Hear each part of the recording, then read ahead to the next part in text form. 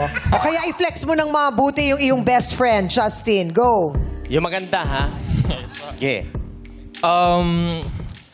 Kanina po sinabi ko na campus crush lang po. Pero actually meron pa po yun eh. Kahit po sa labas. Aha. Sa mall, may nagpapapicture po sa kanya. Uy, Oh, who's crush? naman. Artista. Artista, Yes, po. Oh. Ah.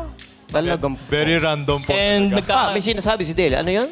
Very random po. Like, may times po talaga na parang papasok lang ng mall tapos sabihin, pwede pong pa-picture kahit di nila ako kilala. naman. Ay, Sino kasi ba kamukhang artista ni Dale? Sino ba? Kung i-describe mo siya, sinong kamukha niyang artista daw? Sino?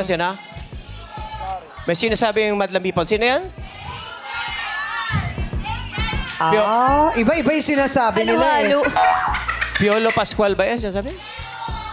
Jericho. Oh. Inigo. Inigo. O Oh. sige, Ay, Justin, para mas maano pa nila, mas makilala pa yung best friend mo, i-flex mo yung best friend mo. Sige, go.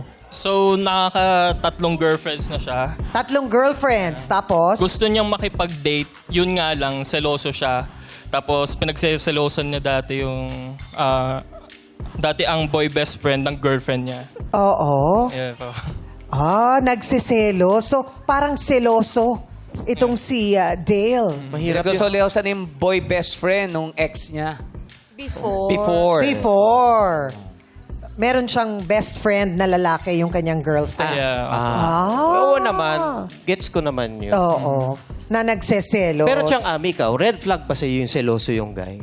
Medyo. Hindi, oo. Oo. Kasi parang dapat confident ka. Oh, di ba? Bakit nagsiselos ng baka wala naman? Oo. Mahirap din yun para sa isang girl i-defend ang sarili niya. O, red flag daw yun. Oo. Huwag mong gawin. Di naman, sa akin lang. Oo. Pero ewan ko sa kanila. Parang siyang amin lang yun. Oo. Nung Opinion panahon niya namin, yun. ganon. O base sa na-flex ni best friend. Bong, kamusta kayo dyan? Eto na nga, base sa flex ni Hype Bestie Justin, mga hakbanger. Akyat o baba? Ay! Ay! Ay! Ay! Ano ba yan? Ano ba yan? Bakit? Nabaligtad ang mundo. Oo nga, nagpantay-pantay sila. Yes. Oh, kasi dalawa, bumaba, isa umakyat. So kaya nagpantay-pantay. Oo. Pero tanungin muna natin, Jackie. Yes. Sinong unahin natin, Kevong? Yung Gusto mo unahin kita? Wag ako, hindi ako Yung umakyat. Ikaw, sino gusto mo unahin? Yung umakyat. Yung umakyat, syempre Yes. positive. Angeli, anong nagpaakyat sa'yo? Medyo same din po kami when it comes to, kind of being jealous. But on my end, like, di naman po ko yung super naiinggit talaga. But as I said earlier, I still want to learn more about him. Nagsiselos ka rin sa best friend nung karelasyon mo? Ay, Depend- wala pa pala siyang boyfriend. Oh. Oo. Depende po, like, if super close or if super parang nakaka-concern talaga. Pero I'm not the type naman na gumagawa na lang ng assumptions if there's nothing to be scared about. Okay. Ma. Si Sophie bumaba. Bakit? Ayun, bukod sa hindi po ako masyadong selosa, madami din po kasi akong friends na guys na matagal na po kasi silang friends ko, ilang years na, so baka maging problem.